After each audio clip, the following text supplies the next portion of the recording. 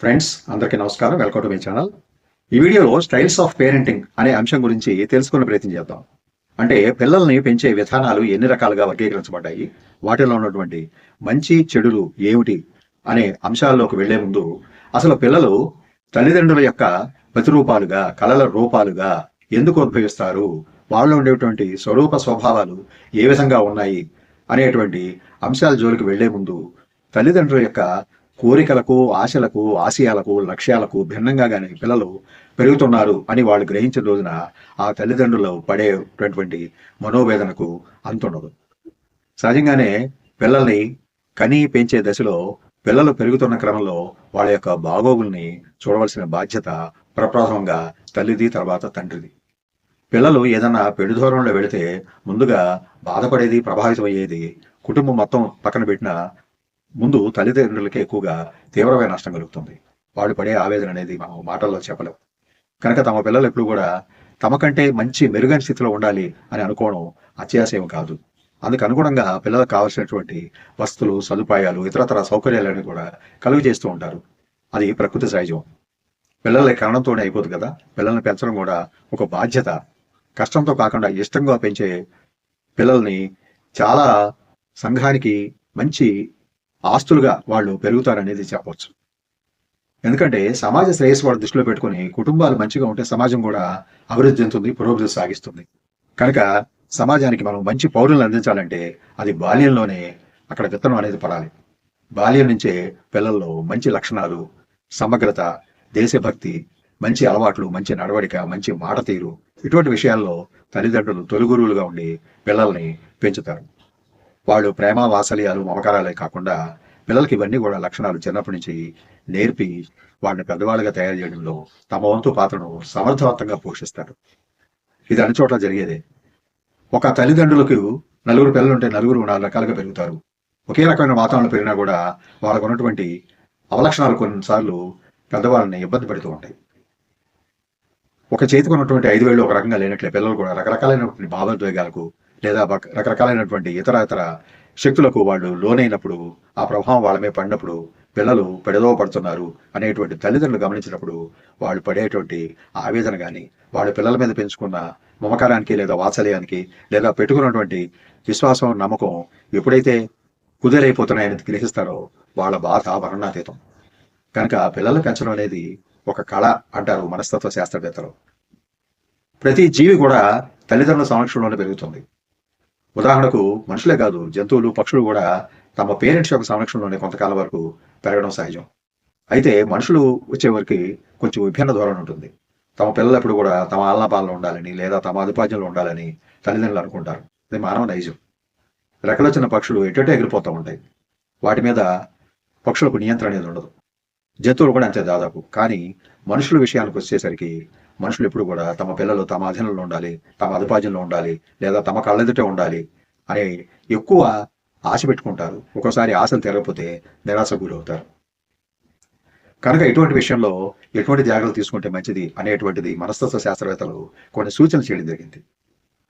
ఇప్పుడు విషయాన్ని వచ్చినట్లయితే అసలు పేరెంటింగ్ అనేది ఎన్ని శైలులుగా విభజన చేశారు ఒక సైంటిఫిక్ థియరీ ప్రకారం కానీ ఆలోచించినట్లయితే 4-5 రకాలు ఉన్నాయి. వాటిలో 3-4 ప్రత్యేకంగా చెప్పుకోదగినవి. వాటిలో మొట్టమొదటిది టైగర్ పేరెంటింగ్. టైగర్ అంటేనే మనకి ఒక రకమైనటువంటి వేరే దృష్టి పడుతుంది. అంటే క్రూరమైనటువంటి మనస్తత్వం కలిగినటువంటి జంతువు అని, వేటాడవే దాని పని అని, అలాగే అన్నిటి మీద ఆధిపత్యం చెలాయించాలి అనేటువంటిది టైగర్ యొక్క సహజ లక్షణం. అదే విధానాన్ని టైగర్ పేరెంటింగ్ అంటారు. అంటే ఇక్కడ కూడా పేరెంట్స్ టైగర్ లాగా వ్యవహరిస్తారు. తమ పిల్లలు ఎప్పుడు కూడా తమ ఆధిపత్యంలో ఉండాలని, తమ పెట్టిందే తినాలని, లేదా వాళ్ళ మీద తమ మాట కానీ ఏదైనా కానీ చలామణి అవ్వాలని, పిల్లలకి ఎక్కువ స్వతంత్రం ఇవ్వకూడదని, నిరంకుశత్వంగా ఉండాలని ఇవన్నీ కూడా పిల్లల మీద రుద్దుతూ ఉంటారు. వాళ్ళకి ఏది కావాలనే అంశాల జోలికి వెళ్లకుండా మనకు తెలిసిందే పిల్లలకు తెలియదులే అన్న ఒక రకమైనటువంటి గందరగోళ పరిస్థితుల్లో వాళ్ళు గందరగోళానికి గురవుతూ పిల్లలను కూడా అయోమయంలోకి నెట్టేస్తారు. పిల్లల అభిరుచిని గ్రహించరు, వాళ్ళకు ఉన్నటువంటి శక్తి సామర్థ్యాలను గ్రహించరు. గ్రహించకుండా ఏం చేస్తారంటే పిల్లల మీద వీళ్ళకు ఉన్నటువంటి ఆలోచన, అభిప్రాయాలను రుద్దుతారు. దానివల్ల పిల్లల్లో కొంత పరిపక్వత అనేది ఒక స్థాయికి వచ్చి ఆగిపోతుంది. వాళ్ళ జీవనాన్ని గడపలేరు. అదేవిధంగా సొంతంగా నిర్ణయాలు తీసుకోలేరు. భావి జీవితంలో వాళ్ళకి ఎదురేటువంటి సంఘటనలు ఏ విధంగా ఎదుర్కోవాలి అనేటువంటి అంశంలో తగిన తర్ఫీదు లేకపోవడం వల్ల మిగతా పిల్లల కంటే వాళ్ళు పెరిగే కొద్దీ వెనకంజ పడిపోతారు. ఈ విషయాన్ని దృష్టిలో పెట్టుకోవాలి. కనుక ఇది కొంతవరకు సమర్థనీయం కాదనే చెప్పాలి. ఇక రెండవది హెలికాప్టర్ పేరెంటింగ్. అంటే హెలికాప్టర్ ఏం చేస్తుంది, చుట్టూ తిరుగుతూ ఉండదు పైనుంచి. అలాగే ఈ తల్లిదండ్రులు కూడా పిల్లల్ని పైన అన్ని చూస్తూ ఉంటారు. స్వేచ్ఛ ఇచ్చినట్టు ఉంటారు కానీ ఎక్కడ పూర్తి స్వేచ్ఛ ఇవ్వరు. వాళ్ళు కూడా వాళ్ళకి అనుగుణంగానే పిల్ల పెరగాలని ఆశిస్తారు. వాళ్ళ మనసులో ఉన్నటువంటి కోరికల ప్రకారం, వాళ్ళ ఆశయాల ప్రకారం, వాళ్ళ లక్ష్యాల ప్రకారం పిల్లలు పెరగాలి అని ఆశిస్తూ ఉంటారు. ఆ విధంగానే పిల్లలు పెంచుతారు. చిన్నప్పటి నుంచి కూడా ఒక రకమైనటువంటి మొలకంచెని చెప్పకూడదు కానీ కనిపించని నియంత్రణలో మధ్యలో పిల్లల్ని పెంచడం జరుగుతుంది. దానివల్ల పిల్లల్లో తగిన స్థాయిలో మానసిక పరిపక్వత అనేది కలగకపోవచ్చు. అంటే తమ అభిప్రాయాలను రుద్దడం అనేది కొంచెం సున్నితంగా చేస్తారు. టైగర్ పేరెంటింగ్ పద్ధతిలో కాకుండా ఈ హెలికాప్టర్ పేరెంటింగ్లో పైన అన్ని చూస్తున్నట్టుగా ప్రతిదీ కూడా తమ పర్యవేక్షణ జరగాలి అనేటువంటి అత్యుత్సాహం ప్రదర్శించి పిల్లల్ని ఒక రకమైనటువంటి ఒత్తిడి కూడా గురి చేసే సందర్భాలు ఉంటాయి. అంటే స్వేచ్ఛనిచ్చినట్టు కాకుండా ఇవ్వనట్టు కాకుండా వాళ్ళని కొంచెం నిర్బంధంలో ఉంచే ప్రయత్నం చేస్తాం. తమ పిల్లలు తమ కళ్ళ ముందే ఉండాలి అనుకునేటువంటి ఒక దురాశ కూడా దీనికి తోడవుతుంది. కనుక పిల్లల్లో సహజంగా పెరగాల్సి సృజనాత్మక శక్తి లేదా విశ్లేషణ శక్తి సన్నగిల్లే ప్రమాదం ఉంది ఈ తరహా పేరెంటింగ్లో. ఇక తర్వాత ఎలిఫెంట్ పేరెంటింగ్ అనేది ఒకటి ఉన్నది. అంటే పిల్లలు పెద్దవాళ్ళని అనుసరిస్తూ వెళ్ళిపోతుంటాయి బ్లైండ్గా. అది కూడా ఒక రకంగా కొన్ని సందర్భాల్లో మంచిది, లేదా కొన్ని సందర్భాల్లో చెడు అనుకోవాలి. పిల్లల్ని చూస్తూ పెరుగుతారు, పిల్లలు పెద్దలను చూస్తూ పెరుగుతారు. పిల్లలు ఎవరిని చూస్తూ పెరుగుతారంటే చుట్టూ ఉన్న ప్రపంచాన్ని, తల్లిదండ్రుల్ని, ఇరుగు పొరుగుల్ని, స్నేహాలని, బంధువుల్ని అందరిని చూసి పెరుగుతూ ఉంటారు.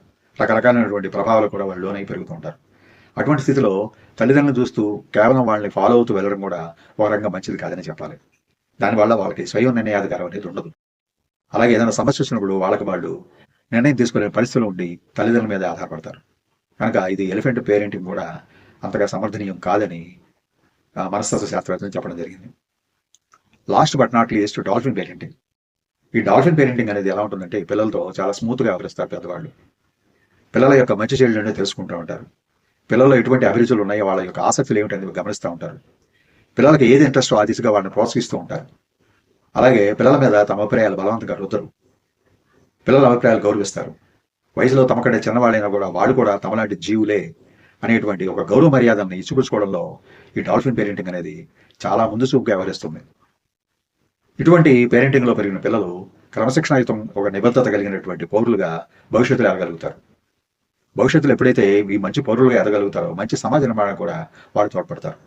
అంటే పరోక్షంగా తల్లిదండ్రుల యొక్క పేరెంటింగ్ వల్ల మంచి తరం అనేది వృద్ధిలోకి వచ్చే అవకాశం ఉంటుంది. దానివల్ల మొత్తం సమాజం కూడా బాగుపడుతుంది. ఇన్ని రకాలుగా ఉన్నటువంటి పేరెంటింగ్లో ఏది సమర్థనీయమో, ఏది సమర్థనీయం కాదు అనేది తెలుసుకోవాల్సిన తల్లిదండ్రులే. ఇవాళ ఒకరిద్దరు పిల్లలతోనే సరిపెట్టుకుంటారు కనుక తగిన సమయం కూడా ఉంటుంది. కనుక తమకున్నటువంటి సమయంలోనే పిల్లలతో ఏ విధంగా గడపాలి, ఏ విధంగా గడపకూడదు, పిల్లల ముందు చేయవలసిన ఏమిటి, చేయకూడదు ఏమిటి అనేటువంటి అంశాలు కూడా దృష్టి కేంద్రీకరిస్తే పిల్లలు మంచి పోషణలో పెరుగుతారు. వాళ్ళకి కేవలం మంచి పోషణే కాకుండా మంచి ఆలోచనలు కూడా ఇవ్వడం తల్లిదండ్రుల బాధ్యత. అలాగే పిల్లలు ఏదైనా రూడు తప్పుతున్నారు అనే విషయాన్ని కూడా ఒక కంట గమనిస్తూ ఉండాలి. వాళ్ళకి స్వేచ్ఛ ఇచ్చినట్టు ఉండాలి, స్వతంత్రం ఇచ్చినట్టు ఉండాలి, కానీ ఒక కంట కనిపెడుతూ ఉండాలి. ఎప్పుడైనా అదుపు తప్పితే పిల్లలకు మేము రక్షణగా ఉండాలనే భరోసా పిల్లలు కలిగించగలగాలి. ఈ విధమైనటువంటి డాల్ఫిన్ పేరెంటింగ్ అనేది అన్ని విధాలా సమర్థనీయమని మనస్తత్వ శాస్త్రవేత్తలు చెప్పడం జరిగింది.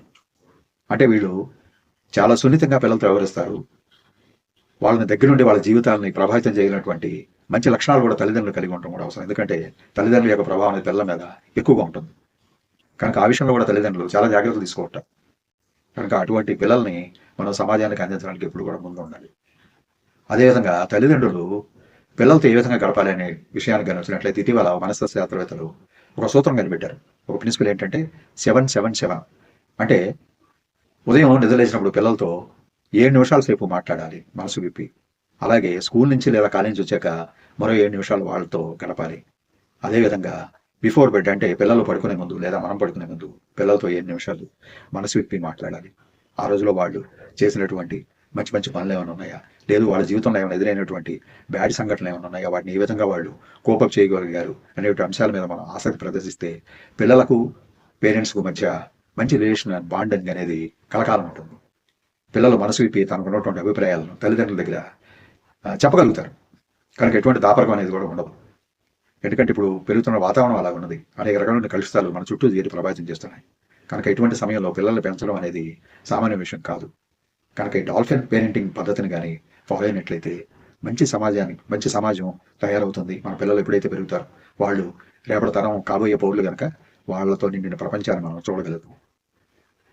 Thank you for watching this video. Please subscribe my channel. Share చేయండి, లైక్ చేయండి, కామెంట్ చేయండి. నమస్తే.